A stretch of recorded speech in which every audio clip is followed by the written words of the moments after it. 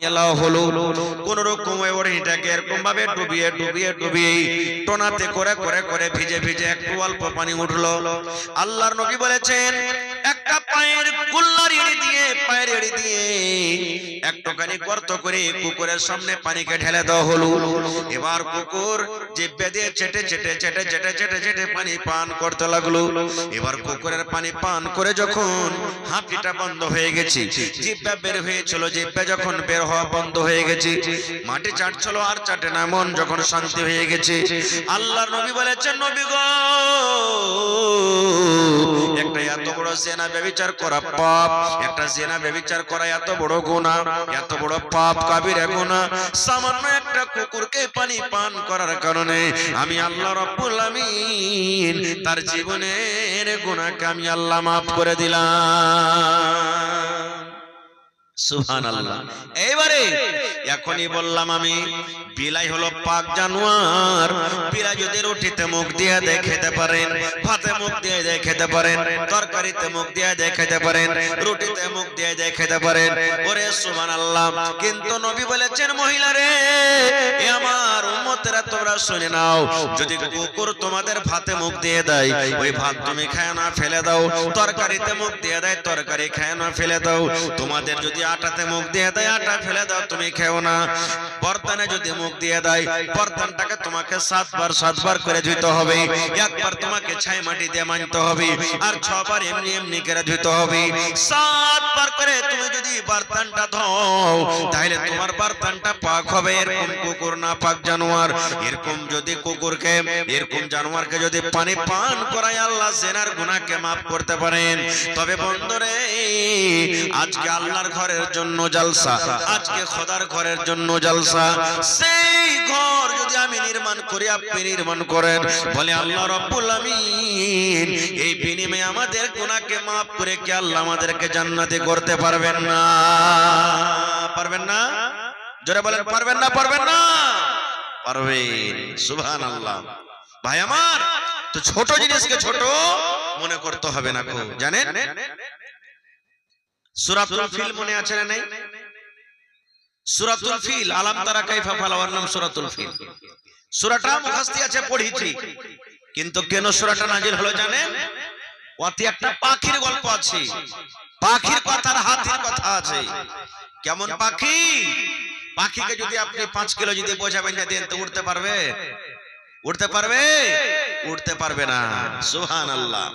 সামান্য ছোট্ট জিনিস, ওই পাখিতে আল্লাহর আদেশে বড় বড় হাতিকে হালাক বরবাদ করে দিয়েছে। বলবেন কেমন করে? ঘটনার দিকে যাব না, ছোট করে বলছি। আবরাহার বাদশা কাবা শরীফকে ভাঙতে এসেছে, ভেঙে দেব কাবাকে। আর নবী সাহেব ওই বছর দুনিয়াতে জন্ম নিয়েছেন, ওই বছরই নবী সাহেব পয়দা নিয়েছেন। কাবা শরীফকে ভাঙতে আসছে। কাবা শরীফের দেখাশোনা কে করত? নবী সাহেবের দাদু আব্দুল মুতাল্লিব। যত হাজিরা হজ করতে যেত ওই জামানা তো হাজিরা হজ করত। কাবা শরীফের মান সম্মান সব দিনই আয়োজন নয়। ওরা মুশরিক হইতে গেল, ওরাও হজ করত, তওয়াফ করত। সুবহানাল্লাহ। এবারে ওর দেখাশোনা যত হাজিরা যেতেন, পানিকে খাওয়াইতো, খিদমত করত নবী সাহেবের দাদু আব্দুল মুতাল্লিব। আজকে যেমন মসজিদের হেফাজত করেন না আপনারা, করছেন কি করেন না? একটা ইমাম রেখেছেন, মুতাওয়াল্লি রেখেছেন, বা দেখাশোনার জন্য কাহাকে রেখেছেন, ওই মতো ওই জামানত ছিল। তো কাবা শরীফের দেখাশোনা কে করত? নবী সাহেবের দাদু। এবারে আস্তে আস্তে আস্তে আস্তে রাস্তাতে মেলাটি উঠ চড়ছে। আবরাহার বাদশা ওর নিজের হাতি লাইলস্করকে খাড়ো করে তখন রাখাল গালাকে ডাকছে, এই শোনো। ওরা চলে গেল। বলছে গেলে কার উট? বলছে গেলে আব্দুল মুতাল্লিবের উট। একটা নামী লোক, আব্দুল মুতাল্লিব নামী, সম্পত্তিতে খুব বড় নয় কিন্তু নাম করা লোক, ইজ্জত সম্মানীয় লোক। বলছে যাও তোমার মালিককে ডেকে এসো গা। দৌড়াতে দৌড়াতে দৌড়াতে তখন মালিক রাখালেরা যায় বলছেন যে মালিক, আব্দুল মুতাল্লিবকে নবী সাহেবের দাদুকে, যে মালিক একটা বাদশা নাকি আইসাছে আর আমাদের সব উটকে ঘিরে নিয়েছে, আর বলছে যে তোমাদের মালিককে ডাকো। আব্দুল মুতাল্লিব চলে গেলেন। তাকে দেখে বাদশাও ঘোড়াতে উঠ থেকে, সুবহানাল্লাহ, হাতি থেকে নেমে গেলেন। এত সম্মানীয় লোক, নেমে গল্প শুরু হয়ে গেল। কি গল্প? এবারে বাদশা বলছেন, এই আব্দুল মুতাল্লিব, আমি কাবা শরীফকে ভাঙতে এসেছি, আল্লাহর ঘরকে আমি ভাঙতে এসেছি। ওরে সুবহানাল্লাহ, কাবা শরীফকে আমি ভাঙতে এসেছি, তোমার যদি কিছু বলার থাকে তুমি বলো। এবার আব্দুল মুত্তালিব বলছেন, বাদশা কাবা শরীফকে তুমি যদি ভাঙতে এসেছো ভেঙে দাও, আমাদের কিছু করার নাই। যদি আল্লাহ রাব্বুল আমিন নিজের ঘরকে বাঁচান, আল্লাহ নিজে হেফাজত করবেন। আর যদি নিজের ঘরকে আল্লাহ ভাঙে তো আল্লাহ তোমার হাত দিয়ে ভাঙিয়ে দিবে, এতে আমার কিছু করার নাই। কারণ বাদশার সাথে তারা মোকাবিলা করতে পারবে না, বাদশার সাথে লড়াই করতে পারবে না। ওদের কাছে ভালো ভালো তীর নাই, ওদের কাছে ভালো ভালো লাঠি নাই, ওদের কাছে মজবুত লাই লস্কর নাই, সিপাহী নাই, লড়নেওয়ালা নাই। বলছে আমার উট এগুলা আমার, আমি উটের মালিক, তুমি আমার উটকে ছেড়ে দাও বাদশা। আর ঘরের মালিক হলো আল্লাহ, যদি তুমি মারো তো পাইয়ে দাও। আর আল্লাহ যদি ইচ্ছা করে নিজের ঘরকে বাঁচাবো, আল্লাহ নিজের ঘরকে বাঁচিয়ে নেবেন। এই কথা বলে ওরে সুবহানাল্লাহ উটকে ছেড়ে দেওয়া হলো।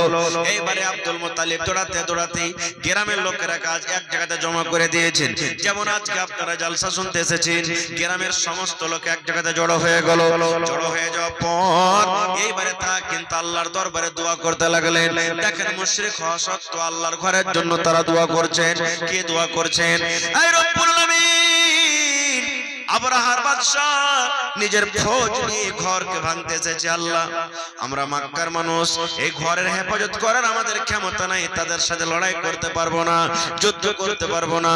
আল্লাহ জি, যদি তুমি ইচ্ছা করো তুমি তোমার ঘরকে আল্লাহ বাঁচিয়ে নাও। আল্লাহ যদি তোমার ঘরে ইবাদত হয়, যদি তোমার ঘর আবাদ করার যদি ইচ্ছা থাকে, আল্লাহ তুমি তোমার ঘরের তুমি হেফাজত করে নাও। ওরে আল্লাহ, আজকে আমরা মুসলমান হয়ে আমাদের দোয়া কবুল হয় না, কিন্তু তারা দেখেন মুশরিক হতে গেল, আল্লাহ তাদের দোয়াকে কবুল করলেন। কোন দিক থেকে পাখি চলে এলো, ওরে আল্লাহ কোন দিক থেকে পাখি, ঝুন্ডের ঝুন্ড পাখি চলে এলো, জামাতের জামাত পাখি এলো। ওরে সুবহানাল্লাহ, দেখবেন যারা বন্দুক চালায়, যারা থ্রি নাট চালায়, যারা রাইফেল চালায়, যারা গুলি চালায়, দেখবেন গুলি চালাইতে গিয়ে মশলা খান যে থাকছে, ওই মশলা খান ছোট হয়, মানুষকে লাগতে গেলে মানুষ মরে যাবে। ওরে সুবহানাল্লাহ, প্রত্যেক পাখির মুখে মুখে একটা করে গুলি, আর দুইটা নাতে দুটা গুলি। ওই গুলির মতন বন্দুকের মতন মশলা যার উপরে পড়ে ও কিন্তু হালাক হয়ে যায়, যে ফৌজের পরে পড়ে হালাক হয়ে যায়, যে হাতের পরে পড়ে হাতে মরে যায়। এই করতে করতে সমস্ত ফৌজ দারাম বারাম হয়ে গেল। আর আল্লাহ রাব্বুল আমিন পাখির দ্বারাতে নিজের ঘরের হেফাজত করিয়ে দিলেন। নারে তাকবীর। তো ছোট জিনিসকে ছোট মনে করতে হবে না। আর একটু আগে চলেন, কোরআন মাজিদে একটা সূরা আছে, সূরাতুন নামাল। পড়েছেন আপনারা? দেখবেন যারা পড়ালেখা মানুষ, যে বহিনেরা বেটিরা পড়েছে দেখবে সূরাতুন নামাল। নামাল মানে হলো চিউটি, পিঁপড়া যাকে আমরা বলি। পিঁপড়ার কথা আছে সূরাটাতে। কেমন পিঁপড়ার কথা? আল্লাহর একজন নবী ছিলেন যার নাম হলো সুলাইমান আলাইহিস সালাম। আজকে আমরা পাখির ভাষা বুঝতে পারি, ছাগল বকরির ভাষা বুঝতে পারি, সারক সাপের ব্যাঙের ভাষা বুঝতে পারি না। কিন্তু আল্লাহ তাবারাক ওয়া তাআলা সুলাইমান নবীকে একটা মুজিজা দিয়েছিলেন যে জীব জন্তু পাখি পাখালির ভাষা জ্ঞান বুঝতে পারতেন। ছাগল ব্যা করে ভাই কি কইছে বুঝতে পারতেন, পাখি কুচুর মুচুর করে কি বলছে নিজের ভাষাতে সুলাইমান নবী বুঝতে পারতেন। একটা পিঁপড়ে রাস্তা দিয়ে চলছে, সাপ চলছে, ওর ভাষা বুঝতে পারতেন। আল্লাহ তাআলা তাকে এটা মুজিজা দিয়েছিলেন। একদিন সুলাইমান নবী দোয়া করার জন্য বা যাই কিছু কারণ ছিল, ওর নিজের ফৌজ লাই লস্করকে নিয়ে রাস্তা দিয়ে হেঁটে চলেছে, হাঁটছেন। ঘোড়া লাই লস্কর ফৌজকে নিয়ে হাঁটছেন, পাখালি জীব জানোয়ার জিন সব আছে, সবকে নিয়ে হাঁটছেন। সমস্ত দুনিয়ার জিন তার কবজাতে ছিল। জিনেরা যা বলতেন তা জিনেরা শুনতো। সুলাইমান নবী কবজাতে জিন ছিলেন। এবারে হাঁটছেন হাঁটছেন হাঁটছেন, আর পাখি নেই পিঁপড়া নিজের দলকে নিয়ে ওরা রাস্তাতে আল্লাহ তাবারাক ওয়া তাআলার দরবারে জিকির আজকার করছেন, দোয়া করছেন। ওই পিঁপড়ার দল। এবার আপনারা বলেন, আমরা রাস্তা দিয়ে যখন হাঁটি মোটরসাইকেলে হাঁটে, পিঁপড়া বাঁচিয়ে বাঁচিয়ে চলি না ছাগল মুরগি মানুষ বাঁচিয়ে চলি? কোনটা বাঁচায় বলেন তো? পিঁপড়া বাঁচাল চাইতা কেউ বাঁচে না। পিঁপড়া মরলো কি বাঁচলো কি গেল ছেলো কিছু দেখবে।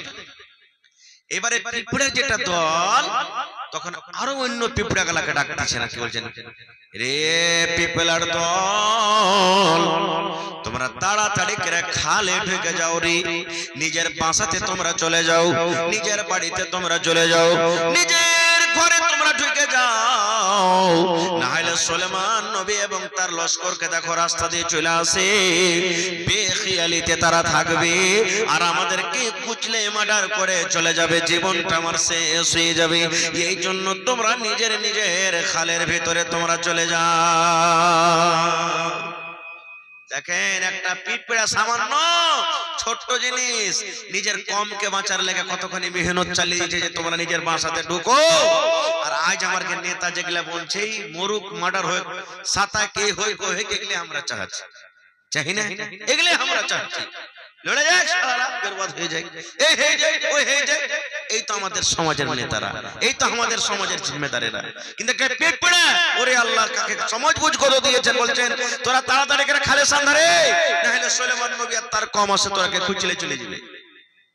সব খালে সান হয়ে গেল। সুলেমান নবী তখন বলছেন দাঁড়িয়ে যাও রে, তোমরা আগে আর কেউ বাড়িও না, এই দিন তোমরা দাঁড়িয়ে যাও, এই মানুষ তোমরা দাঁড়িয়ে যাও, এই পাগল তোমরা দাঁড়িয়ে যাও। এবার সবকে খাড়ো করে দিলেন, আর আগে বাড়তে হবে না। কেন? সুলেমান নবী পিঁপড়ার কথাটা বুঝে নিলেন, আল্লাহ পিঁপড়ার ভাষা বলার বুঝার আল্লাহ তাকে তৌফিক দিয়েছিলেন। এইবারে সুলেমান নবী হাজির করতে লাগলেন, হাজির নিতে লাগলেন, কে আছে জামাতে আর কে নাই, কে আছে জামাতে আর কে নাই। আজকে জালসা শুনতে এসেছেন, হাজির নিতে লাগে তো মেলায় লোক এখানে আসেন, আছে না নাই? ওরে সুবহানাল্লাহ, মাদ্রাসাতে ছেলেরা পড়িতে যায়, স্কুলে ছেলেমেয়েরা পড়িতে যায়, মাস্টার মুলবিরা হাজিরি লাই বাচ্চাকে। আপনি 10 জন 20 জনকে আপনি মাঠে কাম করতে নিয়ে চলে গেছেন, যে মালিক থাকে ঠিকাদার দফাদার থাকে হাজিরি লেগে এসেছে কে আসেনি। সুলেমান নবী ওই ময়দানে হাজিরি নিতে শুরু করলেন, হাজিরি নিতে নিতে ওরে সুবহানাল্লাহ একটা পাখি কিন্তু দেখা যায় না। কোরআনে দেখবেন সূরাতুন নামাল পড়ে, আরবি না বুঝতে পারেন উর্দু হিন্দি গেল তরজমা গেল কমসে কম পড়ে দেখবেন হুদহুদ পাখি, পাখিটা না বলে হুদহুদ। দেখবেন হুদহুদ পাখি কেমন হয় এলাকাতে দেখতে পাবেন না, যদি দেখতে চাহেন তো মোবাইলে দেখবেন ইউটিউবে যে हमको হুদহুদ পাখি দিখাইয়ে, চিড়িয়া দিখাইয়ে কিছু বলবেন, চলে আসবে আপনার হুদহুদ পাখি কেমন হয় মোবাইলে সার্চ করবেন দেখতে পাবেন। হুদহুদ পাখি কিন্তু দেখা যায় না। সুলেমান নবী বলছেন কই হুদহুদ পাখি, পাখি কোথায় চলে গেল রে, পাখি দেখতে পাওয়া যায় না। এইবারে সুলেমান নবী বলছেন পাখি রে তুই যেখানে গেছিস যা, আমার কাছে তোকে আসতে হবে রে পাখি। সুলেমান নবী তখন বলছেন পাখি তুই শোন রে, যদি তুই ভালো খবর আমাকে শোনাতে পারিস তাইলে রিহাই আছে, ভালো আছে, আর যদি তোর মুখ দিয়ে ভালো কথা ভালো খবর না শুনতে পাই তাহলে তোমাকে আমি জবাই করে দেব, না হলে তোমাকে আমি কঠোর তোমাকে শাস্তি দিব। দেখেন আজ আমার ছেলে পেলে ভুল করছে, ডাঁটতে যাই না, আমরা ডাঁটতে যাই না যে কেন তুই এরকম করলি, চারটি শাক তুললে চলে এলো, মুলাই তুললে চলে এলো, কার কিছু নিয়ে চলে এলো, একবার জিজ্ঞাসা করেন হারে তুই কোনটা পালি রে, এগুলা আমরা জিজ্ঞাসা করি না। কিন্তু একটা পাখি ওরে আল্লাহ যার জন্য জান্নাত নাই জাহান্নাম নাই, যার হিসাব নাই কিতাব নাই, তার ব্যাপারে সুলেমান নবী বলছেন এই পাখি তুই কোথায় গেলি শুন, যদি ভালো খবর আনতে পারিস তোর মুখ দিয়ে যদি ভালো কথা শুনতে পাই ভালোই ভালো রেহাই করব, আর যদি ভালো মন মতন খবর না আনতে পারিস সে পাখি ভাই তোকে জবাই করে দিব, আর না হলে তোকে আমি কঠোর শাস্তি তোকে আমি দেব। এই করতে করতে পাখি এসে হাজির, পাখি মজলিসে এসে হাজির। সুলেমান নবী তখন পাখি বলছে এই হুদহুদ তুই কোথায় গেছিলি বল, না জানিয়ে তুই আমাকে কোথায় চলে গেলি বল, হুদহুদ রে তুই কোথায় গেছিলি বল রে হুদহুদ। আজ আমাদের বেটারা 8টা 9টা রাত হয়ে গেল বাড়িতে ঢুকি না খবর নিনে, বেলা 8টা 9টা রাত হয়ে গেল বেটিরা কোনটা চলে গেছে খবর নিনে, আমার আপনার বেটা বেটিরা এই দুঃখ দেখ কি করে বাড়ে খবর নিনে। ওরে সুবহানাল্লাহ, সুলেমান নবী একটা পাখির পর্যন্ত খবর রাখতেন, ইয়ার নাম হলো রাজা বাদশাহ, এটা হলেন রাজা। এবার পাখি কি বলছেন দেখেন, পাখি নিজের ভাষাতে বলছেন, আর সুলেমান নবী তো পাখির ভাষা জানতে পারতেন। পাখি বলছেন মহারাজ ও সুলেমান নবী আমি একটা উড়তে উড়তে উড়তে উড়তে এমনই রাজ এমনই দেশ থেকে আমি এলাম। ওই দেশটার নাম হলো সাবা। দেশটার নাম কি? সাবা।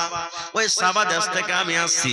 ওখানে আমি দেখলাম একটা আজব জিনিস দেখলাম। বলছে কি?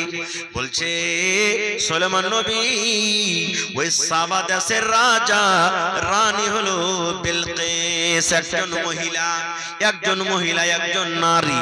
তাহলে বোঝা গেল বাদশার সামনে সুলাইমান নবীর সামনে পাখি অবাক হয়ে বলছি, ওরে আল্লাহ, কোনদিন একটা মহিলা সমাজের কোন বড় নেতা বনতে পারে না, কিন্তু একজন মহিলা দেখো, ওরে আল্লাহ, একটা দেশ চালায়, একটা রাজ্য চালায়। ওই জায়গাতে একটা পুরুষের দরকার ছিল, পুরুষটা দেশ চালাইতো, ওই পুরুষটা নিজের রাজ্য রাজশাহী করতো, কিন্তু ওই রাজা হলো একজন মহিলা। আর 2 নম্বর হলো সেই দেশের রাজা মহিলা, আর 2 নম্বর ওরা কিন্তু মুসলমান নয়। রাজা